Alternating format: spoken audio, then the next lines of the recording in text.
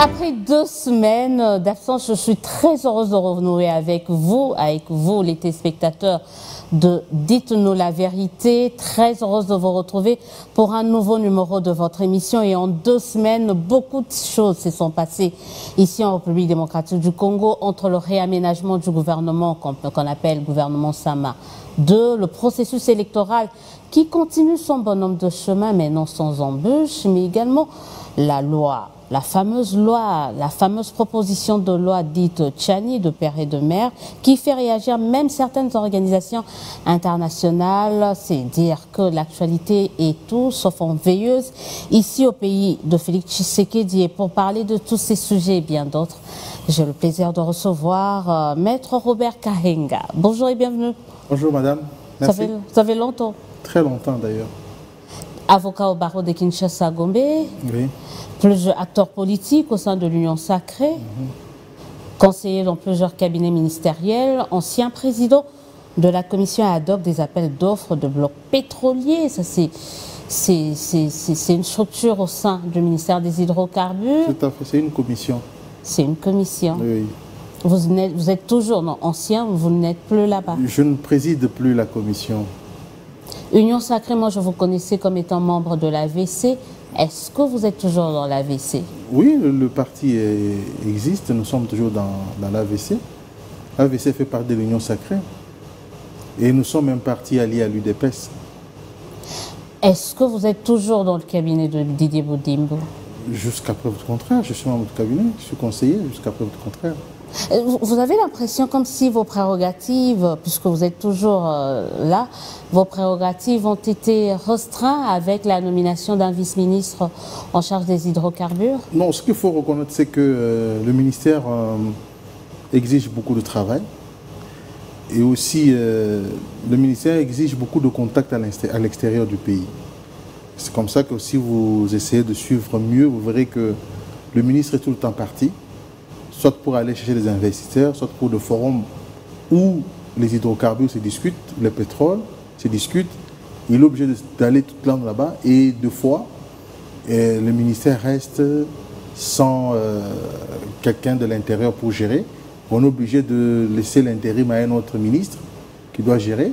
Je pense que pour pallier à cela et essayer un peu d'épauler le ministre Didier Boudimbo, je crois que le chef de l'État a jugé bon de lui adjoindre un vice, de telle sorte que même s'il est en déplacement et que la roue continue à tourner normalement, et que ce dernier vienne l'épauler aussi dans ses attributions.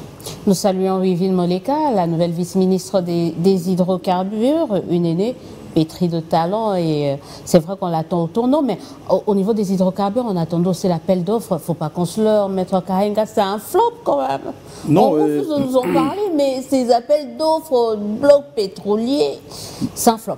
Non, le processus continue. Je crois que c'est un processus qui doit prendre quand même un peu de temps aussi.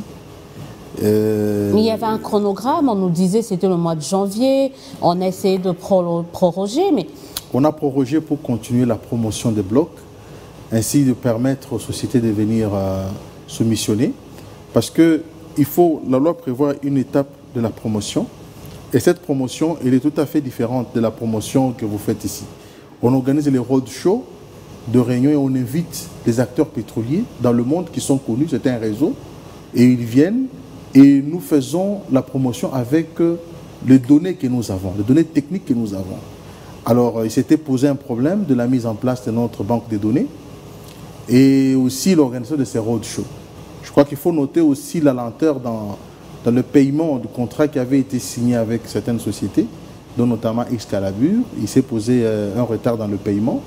Et aux dernières nouvelles, j'aurais appris qu'on aurait payé. Donc, c'est pour dire que la promotion va maintenant continuer et qu'on va arriver à terminer cette période de la promotion. Mais il faut aussi noter que pour les blocs gaziers, oui, il ne reste que l'ouverture des discussions pour la signature du CPP, qui est le contrat de partage de production. Ça ne se bouscule pas au portillon, s'agissant des blocs pétroliers. Il y a la problématique liée à l'environnement, ça pose problème. Les ONG environnementales sont vent debout contre. Est-ce que ce n'est pas l'une des raisons qui fait en sorte qu'il n'y ait déjà pas une sorte de bousculade et puis voilà? Non, je pense qu'on avait fait une communication très très professionnelle. Là, je salue l'ambassadeur Tossi, qui nous avait accompagnés partout. On a été à Houston et dans beaucoup de pays pour me démontrer que la RDC n'avait pas à toucher à l'environnement. Et la RDC tenait à respecter ses engagements sur le plan international en ce qui concerne l'environnement. Vous vous rendrez bien compte qu'avant que nous puissions lancer ces appels d'offres, on a eu des discussions avec, à l'époque, elle était VPM de l'environnement. On a eu échangé et on a montré la cartographie. Ils nous ont montré les aires protégées que nous avons et que donc il n'était pas question. Et d'ailleurs, quand nous lançons des appels d'offres, ce n'est pas encore l'exploitation du pétrole, c'est juste l'exploration. La RDC a quand même le droit de connaître qu'est-ce qu'il y a dans ce sous-sol. Et qu'est-ce que ça représente également, peut-être en termes d'argent? Non, je pense qu'il y a des données préliminaires qui donnent des chiffres, mais qui doivent être certifiés quand on va faire ces appels d'offres et par l'exploration qui sera faite, et surtout par le forage qui va avoir lieu. Et pour forer, on n'a pas besoin. Les gens pensent que le pétrole, on le cherche comme le minerai, où on doit faire de grands tours, on doit mener des pelles qui vont creuser, tout ça. C'est juste un petit espace, pas plus grand que là où nous sommes assis ici, pour forer. On va mettre le rig qui va aller jusqu'en bas et aller voir s'il y a du pétrole. Donc ce n'est pas, on peut exploiter du pétrole aujourd'hui sans toucher à l'environnement. Et ce qui détruit l'environnement, ce n'est pas l'exploitation. C'est le brut qui est extrait et qu'on doit acheminer au lieu de raffinage, au lieu de stockage. Si ce brut-là n'est pas bien encadré, qui tombe, il détruit l'environnement. Mais aujourd'hui, partout dans le monde, même aux États-Unis, même en France, on fait le forage du pétrole. En tout cas, on aura l'occasion d'appeler, d'inviter sur ce plateau l'actuel président de cette commission, parce que c'est quand même, ces appels d'offres étaient très importants pour et d'ailleurs ça l'est toujours. Donc on aimerait bien savoir où est-ce qu'on en est avec ces appels d'offres blocs pétroliers et gaziers. Comme ça, on aura quand même plus d'explications. Mais aujourd'hui, on va plus parler politique. On a déjà parlé de ce gouvernement. Votre domaine des hydrocarbures, vous avez une vice-ministre maintenant, mais on parle des calibres, des grosses personnalités qui ont rejoint Félix Tshisekedi. Oui, mais à quelques 7 mois des élections, pour quel résultat ce gouvernement Sama-2? Non, madame, moi je ne pense pas en termes, même le chef de l'État, le 5 ans qu'il a eu pour arriver à mettre ce pays sur l'orbite de développement, ça n'a pas suffi. C'est pourquoi nous plaidons pour un second mandat et dont on espère qu'il l'aura et qui pourra lui permettre d'achever les réformes.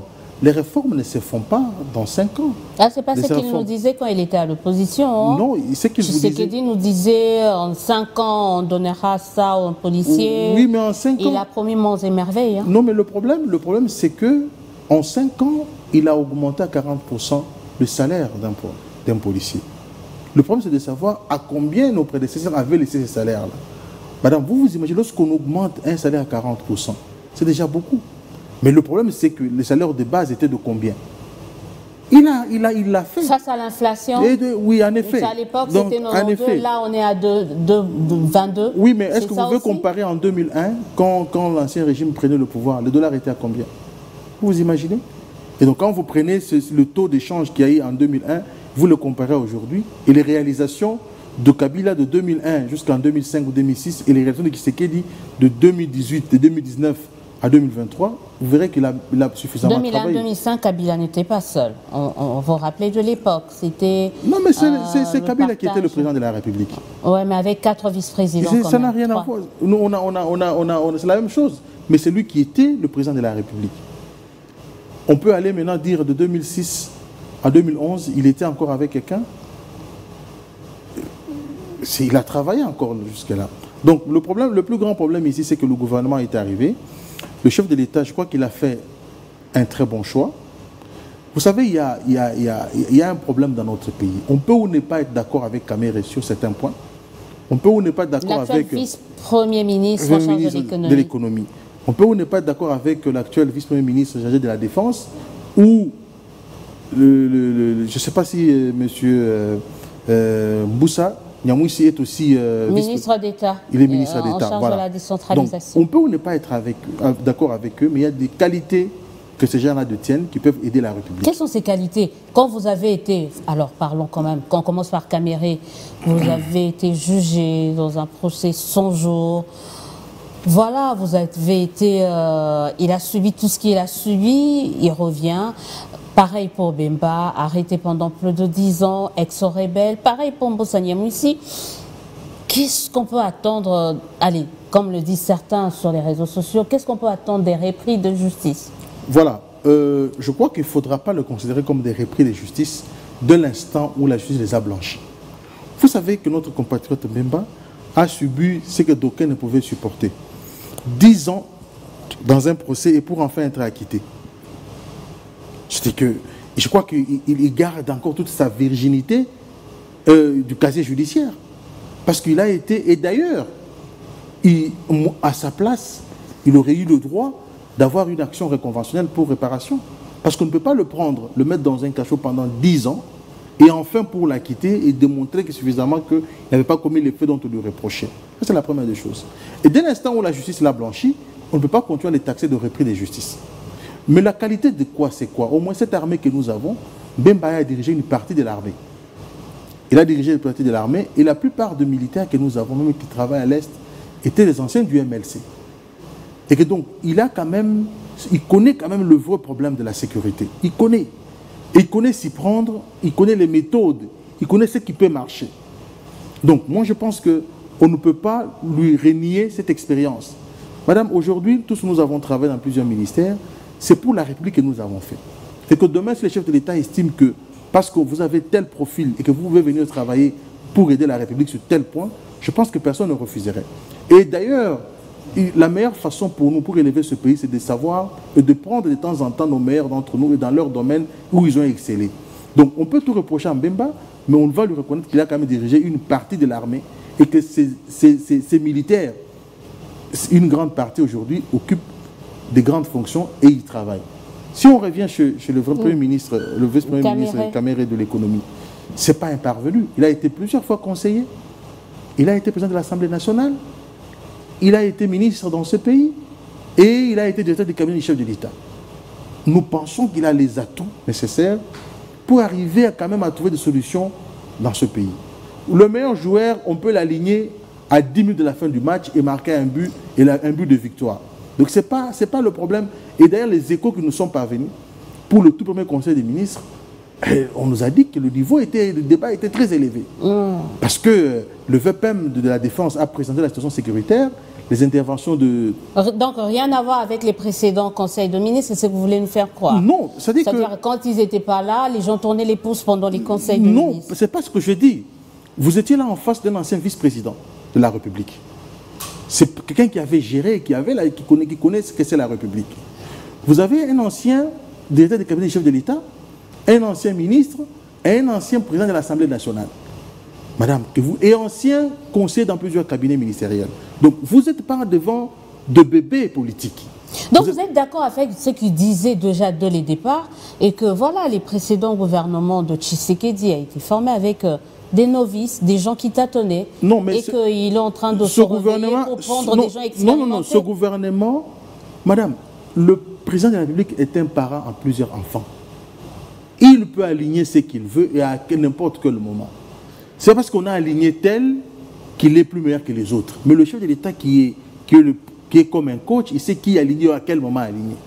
Ça, c'est la première chose. De deux, ce gouvernement de Sama Lukonde 1, a ramené le budget qu'on avait à 16 milliards. Là, sur le papier, en fait. Oui, mais le budget, c'est toujours des prévisions, madame. Ça, vous voyez comment vous induisez... Oui, mais on a, pour les 10 milliards, on a dépassé, on est arrivé à 11 milliards. On n'en parle pas. C'était une prévision aussi, sur papier, de 10 milliards, mais nous avons atteint 11 milliards.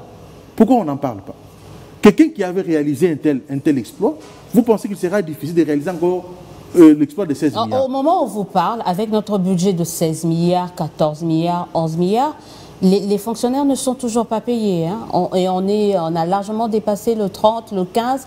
Rien à voir avec ce qui s'est passé du temps de Matata. Non. Avec un budget de 4 milliards, les gens étaient payés le 15 de chaque mois. Est-ce que nous avons des arriérés de paiement? C'est la question qu'il faut se poser. Même ici, chez vous à Biwane, on vous paye déjà, on vous a déjà payé. Donc, est-ce qu'on a de passé, est-ce qu'il y a des Congolais qui travaillent aujourd'hui dans l'administration de l'État qui ont des arriérés de paiement?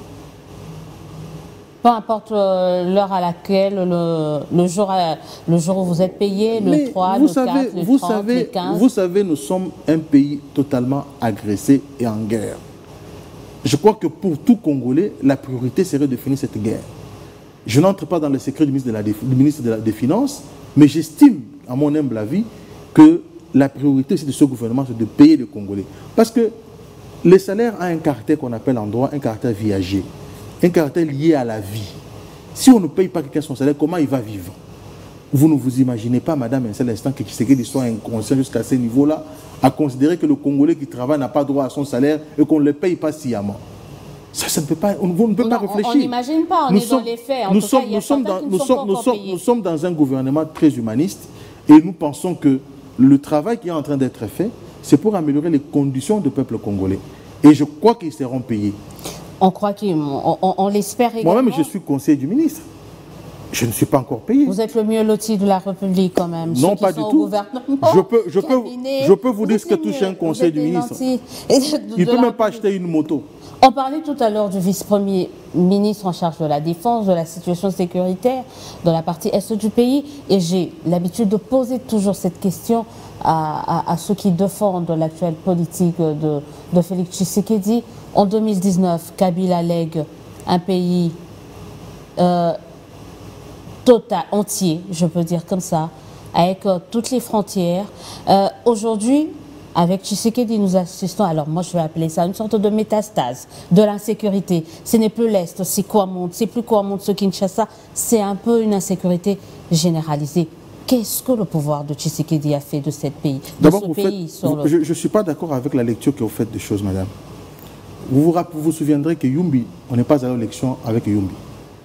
Vous vous souviendrez que Beni il n'y a pas eu élection avec Beni en 2018. Vous vous souviendrez que c'était à cause de Ebola, c'est pas la situation sécuritaire quand même. Beni, c'était, oui, Yumbi, oui, mais est-ce que... Yumbi, il n'y a pas eu élection. Il y a eu Butembo également, il n'y a pas eu élection. Il y a des territoires qui n'ont pas connu des élections en 2018, faute d'insécurité. Donc, Kabila ne nous a pas laissé léguer un pays entier. Les groupes rebelles qui sont à l'Est existent depuis 1997. Ce n'est pas aujourd'hui. Et vous savez, le M23 veut dire quoi? C'est l'accord du 23 mars. Quel est cet accord? Qui l'a signé avec le M23, cet accord du 23 mars? C'est pas Tshisekedi. Il y a eu d'autres accords en 2019 parce que le M23 n'existait plus depuis ces accords, 2013. Le problème, c'est qu'ils ont compris qu'ils sont en face d'un fils de ce pays qui n'est pas prêt à faire des compromissions avec eux. Qui n'était pas fils de ce pays? Non, mais je ne veux pas entrer dans ces détails. Vous savez pourquoi le Congolais ne faisait pas confiance à Kabila? Vous savez, madame? Parce que c'est eux qui nous ont amené les Rwandais dans ce pays, avec son père. Ça n'a pas empêché Tshisekedi de faire alliance avec lui. Hein. Non, l'alliance s'était imposée à lui. Non, pas imposée. Oui, mais ça n'a pas empêché Tshisekedi de dire que c'est quelqu'un avec qui il faut composer. Hein. Je crois qu'il avait tout Je crois que la bonne foi de Tshisekedi était déclarée. C'était la bonne foi. OK? Mais ce que je vous dis, c'est que si les Congolais ne faisaient pas confiance au régime passé, c'est parce que ce sont eux qui nous ont amené les Rwandais dans ce pays. Ni était Kabila le père et Kabila le fils. S'ils avaient amené le Rwandais ici, on ne connaîtrait pas ce qu'on nous avait donné. Et vous vous souvenez, la position de l'UDPS à l'époque paie la facture et demande ces gens-là de rentrer chez eux. Tshisekedi a fait de même au stade de Martyr. On a privé certains Congolais de rendre hommage à Étienne Tshisekedi, mais on a privilégié l'ami, le frère rwandais. Donc, ce n'est pas l'apanage de seul Kabila. C'est pourquoi aujourd'hui, Tshisekedi, on ne peut pas les soupçonner d'avoir des acquaintances avec Kabila, avec Kagame. C'est impossible. Où est leur point commun? Mais Kabila a travaillé avec Kagame. Parce que Kagame leur a donné les armes pour venir agresser notre pays. Tshisekedi a fait pareil, on les a vus, bras dessus, bras dessous. Tshisekedi, c'était dans le cadre de la diplomatie. C'était dans le sens de la diplomatie entre États. Okay. Nous sommes condamnés à vivre ensemble avec le Rwanda. Vous avez déjà été à Goma. Si on ne vous dit pas que vous êtes déjà au Rwanda, vous n'allez pas le savoir, madame. Parce que quand on parle ici, les gens pensent que les gens qui n'ont jamais été à Goma ou à Bukavu, ils pensent que quand on parle du Rwanda, c'est vous trouvez un fleuve qui est là qui vous empêche de traverser. Non. C'est juste la terre. Il y a des endroits où c'est la terre ferme. Si on ne vous dit pas que vous êtes au Rwanda, vous n'allez pas le savoir. Et nous sommes condamnés à vivre. Et chaque matin, les Rwandais viennent chez nous et les Congolais vont au Rwanda. Donc il y a une possibilité, il y a une volonté de pouvoir discuter comme des États voisins et qui sont obligés d'avoir des échanges diplomatiques ensemble. Mais cela n'était pas un aveu de faiblesse. Et Tshisekedi est venu, il s'est inscrit dans une logique différente. De voir tous ses voisins, il n'a pas vu seulement Kagame, il a vu tout le monde. Tous les 9 pays frontaliers de la RDC, il les a contactés. Non, il a fait preuve de beaucoup de naïveté quand même. Non, ce n'est pas oui, mais ce n'est pas de la naïveté. Aujourd'hui, quand il dit maintenant que Kagame, c'est celui qui agresse la République, et pour la première fois, madame, vous devez le reconnaître, le Conseil de sécurité l'a reconnu, les Nations Unies l'ont reconnu, tous les pays du monde aujourd'hui commencent à reconnaître que la RDC est agressée par le Rwanda, ils le disent aussi clairement. Pourquoi? Parce qu'on ne peut pas... On reconnaît, mais on ne condamne pas. Non, ils condamnent. Les Nations Unies ont condamné. Il n'y a pas de sanction. Non, mais... Il n'y a pas de sanction. On supplie pratiquement le Rwanda de retirer les troupes du sol congolais. Nous devons continuer à frapper, madame. Nous devons continuer à frapper. Nous devons continuer à nous battre. Ça ne s'arrête pas là. Ça ne s'arrête pas là. Mais il n'y a pas que le Rwanda dans cette histoire, puisqu'on va rapidement. Il y a également l'Ouganda. Et les gens n'arrivent pas à s'expliquer comment est-ce que l'Ouganda, d'où vient le M23, est traité différemment du Rwanda par le gouvernement de Kinshasa. Non, le problème c'est que vous parlez de l'Ouganda. L'Ouganda, le chef de l'État n'est pas allé négocier avec l'Ouganda. Nous sommes dans une organisation sous-régionale, avec l'Ouganda. Et avec le Rwanda, vous avez refusé. Quand je dis vous, le gouvernement a refusé que le Rwanda ait de troupes ici, mais il permet que les troupes ougandaises arrivent. En effet, moi je dis tout simplement, je rappelle que l'État congolais n'est pas allé négocier dans ce cadre-là avec l'État ougandais. Il a négocié dans le cadre d'une force sous-régionale. Et donc, d'une organisation sous-régionale. Si aujourd'hui, il y a 2 militaires, c'est comme dans les Nations Unies. Il y a des contingents militaires qui sont là-bas, les Sénégalais, tout ça. Il y a tout le monde qui est là-bas. Vous allez dire, non, voilà, cette force-là doit venir chez vous. Avec le Rwanda, il y a une forte sensibilité.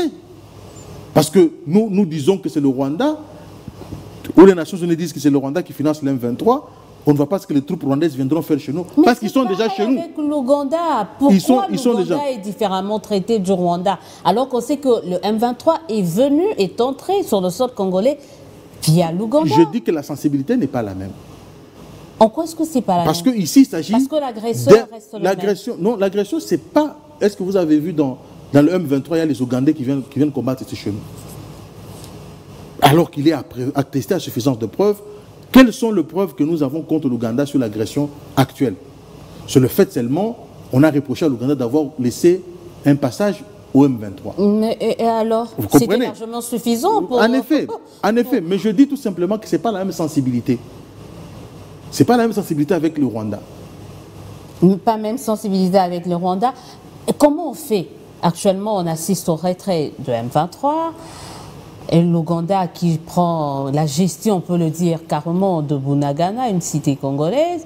Est-ce qu'on peut aujourd'hui se regarder en face et dire qu'on est un État souverain alors qu'on est en train de sous-traiter notre sécurité? Non, quand vous parlez du Rwanda, c'est là que moi je ne suis pas d'accord avec vous. Quand vous parlez de l'Ouganda, c'est là que je ne suis pas d'accord avec vous. Je peux parler d'autres forces. Il y a les forces soudanaises. Non, vous ne parlez pas de forces. Je dis actuellement, avec les troupes de l'EAC déployées dans cette partie. Je dis, avec les troupes de l'EAC déployées dans cette partie du pays, est-ce qu'aujourd'hui, on peut se dire être pays souverain alors que la gestion de notre sécurité est gérée par d'autres? Non, ce n'est pas la question de la sécurité qui est gérée. Lorsque vous entrez dans une organisation internationale, vous acceptez le principe, la charte des organisations internationales. Lorsque vous demandez, l'État accepte que les troupes viennent, c'est nous qui avons accepté.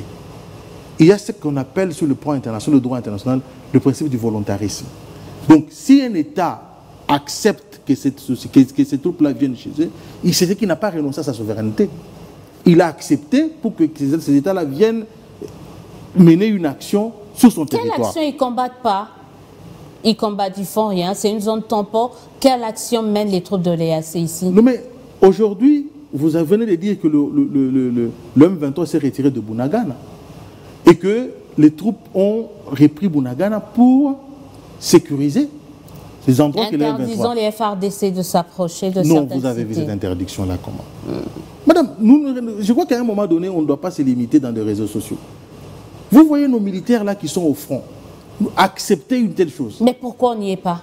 Mais est-ce que vous êtes allé, Ils n'y sont pas. Non, je ne suis pas. Moi, je n'ai aucune, parce que je n'ai aucune preuve. On a vu. Et Bunagana, ce n'est pas le Nord Kivu. Ce n'est pas le Nord Kivu. Nous parlons du Nord Kivu. Nous parlons d'une province. Et pour vous, vous pensez que s'il devait y avoir la balkanisation, ce n'est pas aujourd'hui. Elle aurait eu lieu depuis très longtemps.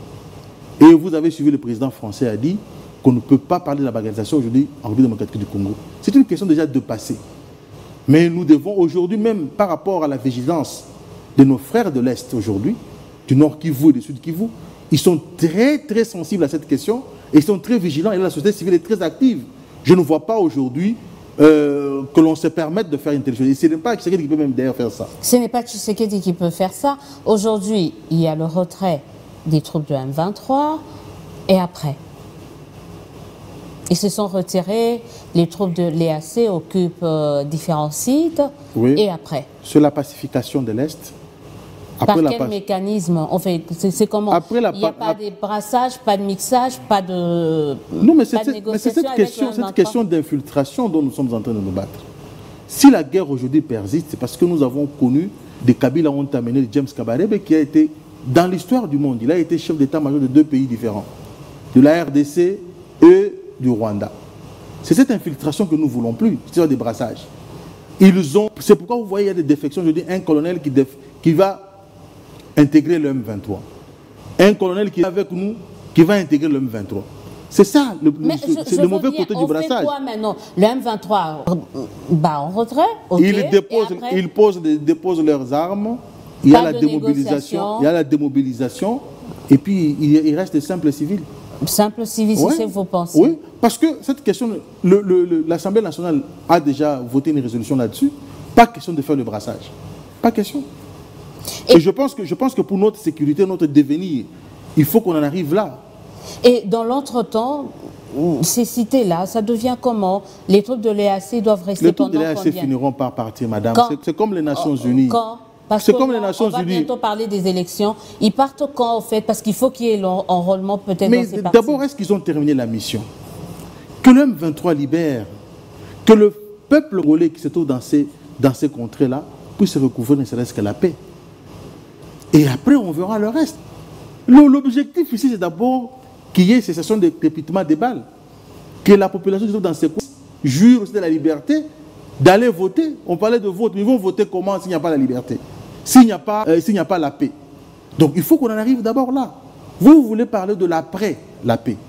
Mais ici, au niveau où le M23 doit se retirer complètement des troupes, des zones qu'il occupe et permettre à ce que les troupes de l'EAC puissent récupérer toutes les zones qu'ils avaient occupées. Donc, pacifier l'Est. Ça va nous permettre de pacifier l'Est. Et moi, je vous dis sincèrement qu'on élague l'esprit de la balkanisation. Même moi, si par exemple, par hasard ou par absurdité, que cette histoire pouvait advenir, je ne serais pas d'accord en tant que Congolais. Et je ne vois aucun Congolais qui peut être d'accord avec la balkanisation. Aucun. Nous sommes attachés à notre patrie que personne ne peut être qu'aujourd'hui où le peuple est tellement vigilant. Moi, je dis que cette histoire de la balkanisation est déjà dépassée. Nous sommes tous vigilants aujourd'hui avec les réseaux sociaux, avec la communication, avec la liberté, la démocratie que nous avons aujourd'hui. Il est difficile qu'on arrive à la balkanisation. Difficile qu'on arrive à la balkanisation. Et même impossible. Impossible, vous le dites. En attendant, il faut bien qu'on assure la régularité du processus électoral. Vous aviez dit tout au début de cette émission qu'en 2018, par exemple, on a organisé les élections sans Béni, sans Boutembo, sans Yumbi. Cette année, d'ici la fin de l'année, on risque d'organiser des élections sans une bonne partie du Nord Kivu. On a pratiquement 7 mois et les troupes du M23 sont en train de se retirer. Je crois que d'ici le mois de mai, c'est ça notre souhait. Je crois qu'on aura la paix à l'est du pays pour aller calmement aux élections. Je crois que le chef de l'État tient à ce que les organisations soient cette organisées. Année quand même. Oui. Je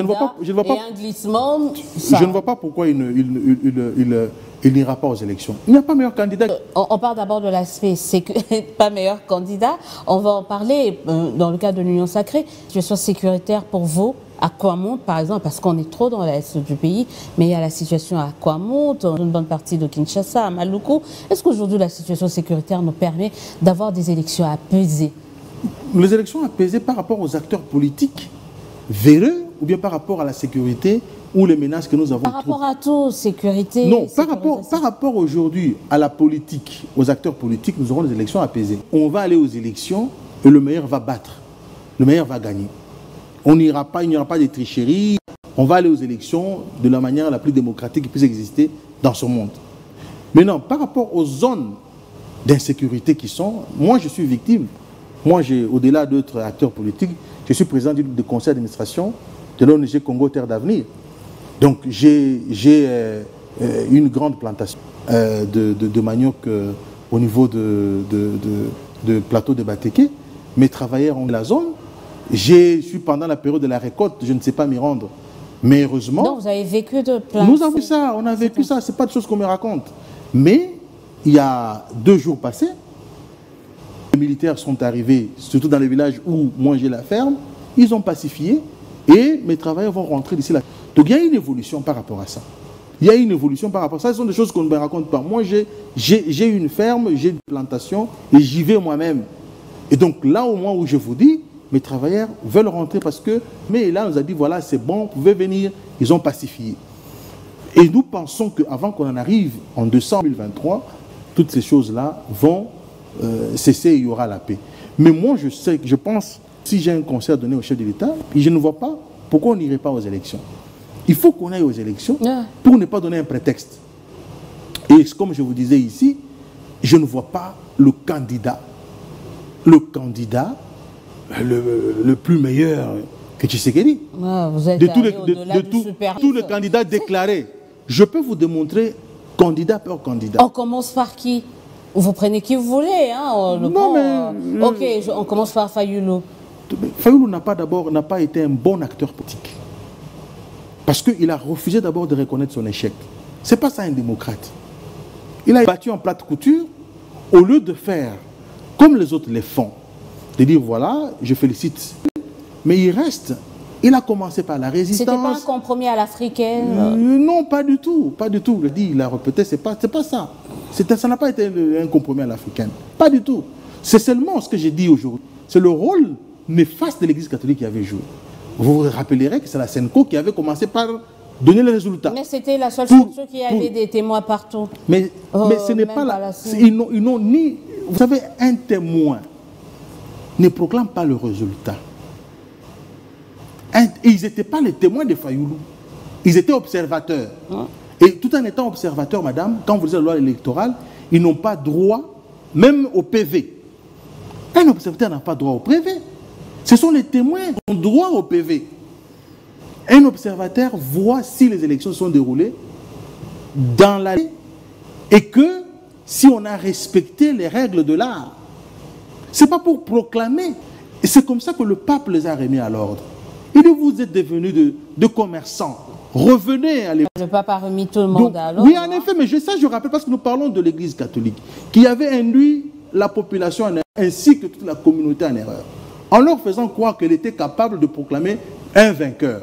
Mais dans la Cour constitutionnelle, est-ce que Fayoulou, de manière qui avait des avocats que je connais très bien, est-ce qu'il a apporté de preuves? Rapidement, on attaque un autre candidat. Et donc, vous voyez que ce n'est pas d'abord un candidat, pas avec un bon discours cohérent. Quand il fait ses meetings, il est difficile de comprendre sa logique. Et quand il parle, vous savez, vous êtes de loin de comprendre, vous êtes en face qui peut aujourd'hui gérer ce pays. On prend un autre candidat, Mukwege. Bon, il ne s'est pas encore marié. Est-ce que vous voyez en lui un potentiel candidat susceptible de... Tshisekedi, non, on le sait, mais pourquoi? Il sera élu où? Peut-être aussi de Kivu. il sera élu. Comme l'a été Tshisekedi dans le Dokasai, non, seulement selon certains. Il n'y a pas le Dokasai. Refaire... Tshisekedi a été élu partout. UDPS a un lit partout. Madame, il n'y a pas de parti qui puisse avoir... Fayoulou, les idées... Voilà, on a déjà dépassé l'étape de Fayoulou. Les idées existaient où? 2018. Vous allez comparer avec un parti qui a existé pendant 32 ans, 37 ans, qui sépare tous les mouvements possibles, qui a résisté. L'UDPS a un lit. La moitié de l'UDPS est connue partout. Vous ne pouvez aller dans aucun village, pas de l'UDPS qu'on ne connaît pas. On prend un autre candidat. Apparemment, celui-là Mukwege est beaucoup plus connu par les Occidentaux que par les Congolais. Ça, c'est vous qui le dites. Non, c'est une réalité de votre village. Posez la question à la si elle connaissait Mukwege, vous avez posé la question. J'y étais. Et même pas ce qu'il fait. On prend Katumbi parce qu'apparemment c'est lui qui fait peur quand même à l'actuel pouvoir. Madame, on a commencé à concocter une loi pour essayer de l'exclure. C'est le candidat le plus faible, intellectuellement et idéologiquement. Vous êtes dans le jugement de valeur, vous le savez. Hein. Mais là, on va les lire sur base de quoi? Quelqu'un dit ça de Tshisekedi, c'est l'outrage. Mais on le dit déjà de lui.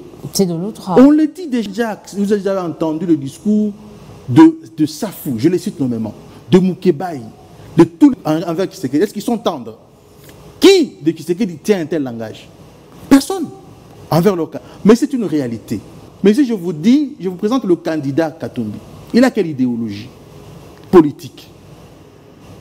Ensemble pour le Congo, ça veut dire quoi? C'est quelle idéologie? Est-ce que vous avez la chance d'interroger Katumbi? Posez-lui la question, quelle est son idéologie? Est-ce qu'il a une idéologie?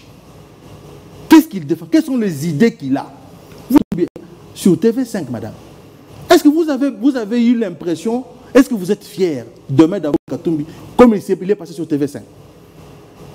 Je crois qu'il y a de Congolais. Et puis, qu'est-ce que l'ancrage politique? Au-delà de l'idéologie, il n'a aucun fond. Et ne sait pas parler. Katumbi n'a pas d'ancrage politique. Il n'a pas d'idéologie. Mais pourquoi mettre pas d'idéologie? Mais pourquoi vouloir l'exclure avec cette fameuse proposition de loi de père et de mère? Si quelqu'un n'a pas d'ancrage, il ne sait pas parler, laissez-le compétir et battez-le sur les urnes. Si l'on devait exclure Katumbi, on allait le maintenir en dehors du pays. C'est ce que les gens oublient. Katumbi était un exilé politique sans passeport pour venir dans ce pays. Mais vous vous souviendrez, il fallait attendre l'avènement d'un démocrate comme Tshisekedi pour que Katumbi puisse enfin avoir un passeport et revenir au pays. Revenir au pays pour être opposant à Tshisekedi. Ce n'est pas... Et aujourd'hui, on va l'élection. Si Tshisekedi voulait maintenir Katumbi, il ne créerait pas d'effet à lui. Il dirait non, écoutez, parce qu'à l'époque, c'est sa famille politique, le PPRD, qui nous a présenté Katumbi comme un juif, comme un non-congolais. Vous aviez refuté? Non, on n'a pas refuté. Nous avions dit... On a des déclarations de Tshisekedi disant qu'il fallait laisser Katumbi tranquille et que c'était un Congolais. Non, mais parce qu'ils ont fait de lui gouverneur. C'était cette question ne devait pas relever d'eux.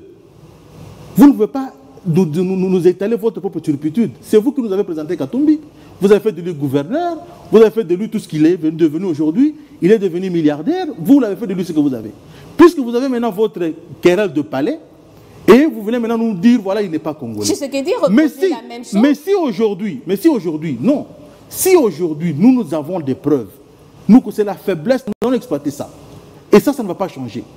Parce que si c'est ça sa faiblesse, comme acteur politique, si c'est ça, explicité. Si c'est ça sa faiblesse, qu'il n'est pas congolais, et qu'il détiendrait d'autres passeports, ou qu'il détiendrait une autre nationalité, de preuve, en politique, on sera obligé, nous aussi, de nous baser sur ça. Donc, vous serez capable de faire son ancienne famille politique avait fait. Non, écoutez. Donc, vous refaites les mêmes choses pour disqualifier l'adversaire. Quelle a été leur pomme de discorde?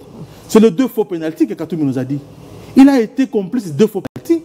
Et il a vu qu'on allait faire le 3e faux pénalty et qu'il s'est de s'agir de ces gens-là. OK?